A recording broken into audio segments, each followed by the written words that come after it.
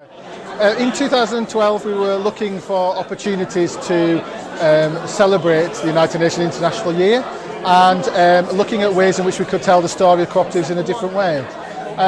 Very luckily, at the beginning of the year, we were contacted by the Cooperative British Youth Film Academy, which is an organisation that we've been working with for quite some time, who had the interesting idea of recreating a film that was last made in the 1940s called The Men of Rochdale, and to tell the story again of the Rochdale Pioneers.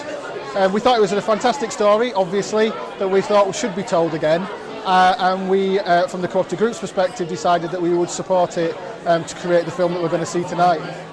I got involved in the project by going down to Rochdale Town Hall on the 28th of November last year. I remember it well. They'd put out a call for extras and I went down to be an extra and got on really well with the crew, and within a fortnight got myself a speaking part. And I'd never acted before in my life, and I just did what I did and it worked. Every single cooperative has failed. The only way we're going to improve things for ourselves is through our own effort. And that's up to you. And it's not about profit, it's about benefit for you and for your families and for the future. I am confident we will get store. Some of us still have hope. Aye, that's all we've paid for, that hope. Now tell us who's come of it yet. Yet. You can't replace ideas. Now what you do is you think and then you act. That's the only thing we've got. Yeah, my name's John Henshaw. I'm currently here for the premiere of the Rochdale Pioneers. I play John Holt. He's one of the original guys. In the film, he goes with two young lads down to Manchester from Rochdale, which is a bit of a walk, pushing a wooden wheelbarrow. I've still got the scars to prove it. But luckily we get back with the provisions that we need to open the shop, you know. The 7 principles are a cornerstone of economics, you know, cooperative economics.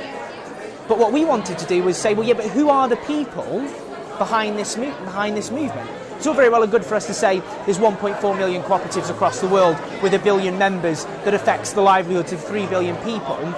But who were the people, the characters behind that movement? The 1944 film, Men of Rochdale, was called exactly that, Men of Rochdale. And we felt a little bit uncomfortable about this. We thought, well, it wasn't really just the Men of Rochdale, was it? You know, there were women involved as well, and we started to explore it a little bit more, and we ended up discovering actually the role that women played was implicit, was incredibly important, and without them, the cooperative movement just simply wouldn't have happened. Where's your hope, William?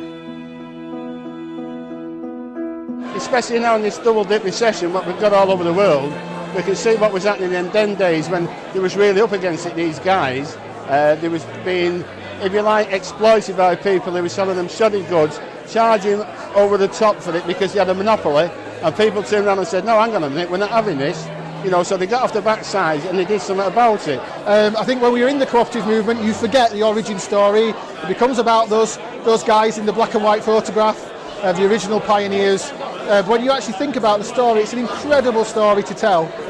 When times are hard, you know, there is a way, and actually that way can be that way can come from people working together, you know, and fighting together, you know, for what they believe in, you know, which I think, you know, is more true now than it has been for a long time, you know.